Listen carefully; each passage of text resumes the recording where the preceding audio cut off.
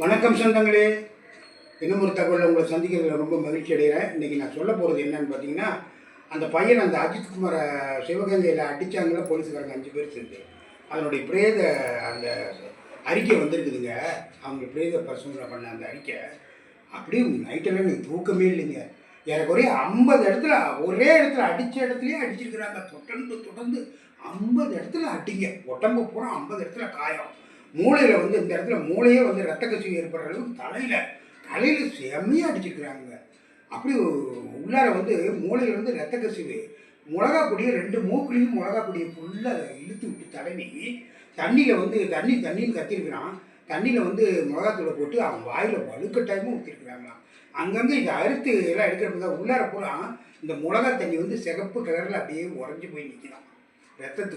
ரத்தம் இல்லாமல் இது தனியாக அங்கங்கே நிறையா இடத்துல இந்த மிளகா தண்ணி உள்ளார போயிடுச்சு. குடிச்சது நம்ம தண்ணி குடிச்சது உள்ளார பரவாயில்ல, அந்த மாதிரி பரவிடுச்சுங்க. மண்டை ஓட்டில் 3-4 இடத்துல கீரல் மண்டை ஓட்டில் விழுந்துருக்குதுங்க. எங்க இப்படி மிருகத்தனமாக எங்கேயாவது நம்ம கேள்விப்பட்டிருக்கோமா?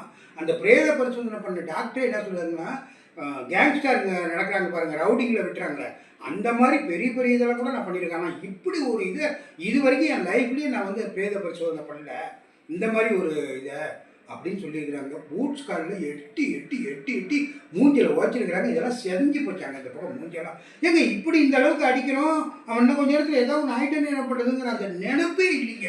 அவங்க இப்படி ஒரு மனிதர்கள் அவங்க. ஆனால் நிச்சயமாக சொல்கிறாங்க, சட்டம் நீதி நிச்சயமாக நம்ம கையில், நம்ம நாட்டில் நீதியோடு வாழ்கிறோம், சட்டத்துக்கு நம்ம கட்டுப்பட்டு தான் வாழ்கிறோன்னா நிச்சயமாக அந்த 5 பேர்த்துக்கு தூக்கு தண்டனை கொடுக்கணுங்க. இந்த புகார் கொடுத்த அந்த பொம்பளை வந்து யாரோ டிஎஸ்பிக்கு ரொம்ப வேண்டிய பொம்பளையாங்க. இதுதாங்க காரணம், வேறு ஒன்றுமே இல்லை. ஆனால் அவளுடைய லைஃப் எடுத்து பார்த்தீங்கன்னா படுக்கன்றாவே இருக்குது. 3-4 பேர்த்த கல்யாணம் பண்ணியிருக்கிறா, நிறைய பேர்த்துக்கிட்ட வேலை வாங்கி தரேன்னு சொல்லி பணமெல்லாம் இது பண்ணி வச்சிருக்கிறா. இப்போ தலைமுறை வாங்கிட்டான். அது அப்படி இல்லை. இன்னமும் பாருங்கள், 10 பவுன் நகை காணன்னு தான் இந்த புகாரே கொடுத்துருந்தாங்க. அந்த நகை என்னாச்சுங்கிறது வெளியவே வரலைங்க. நகையே போகலிங்க. அந்த அவங்க பையன் வந்து வண்டி கொண்டாந்து நிறுத்துறதுக்கு ஏதோ டிப்ஸு கேட்டுருக்கிறான். அதில் வந்து பிரச்சனை கைது போட்டு அடித்து இப்படி கொண்டு விட்டாங்களாங்க. இது வன்மையாக கண்டிக்கத்தக்கதுங்க. இது நிஜமாக சொல்கிறேன். சாத்தாரன் குளத்தில் வந்து அப்பா மகன் 2 பேர்த்தையும் அடித்து கொண்டாங்க. அதுக்கே நாடு கொந்தளிச்சு போச்சு. அப்போ ஏடிஎம்கே ஆச்சு, இப்போ டிஎம்கே ஆச்சு. இப்படி மாறி இதை போலீஸில் வந்து போலீஸுங்கெல்லாம் வந்து ரவுடியாக மாறினாங்கன்னா என்னங்க அவர்?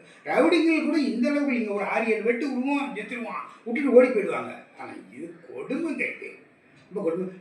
தரத்துன்னு இழுத்துட்டு வந்திருக்காங்க. சுராய்ப்புக்காரம் பயங்கரமாக இருக்குங்க. இன்றைக்கி நான் இதுக்கு வன்மையாக கண்டிக்கிறேன். உங்களுக்கு யாராருக்கு இது மாதிரி கண்டிக்கணும்னு என்ன இருக்கோ அவங்களாம் கமெண்ட் பக்கத்தில் சொல்லுங்கள். பாய்.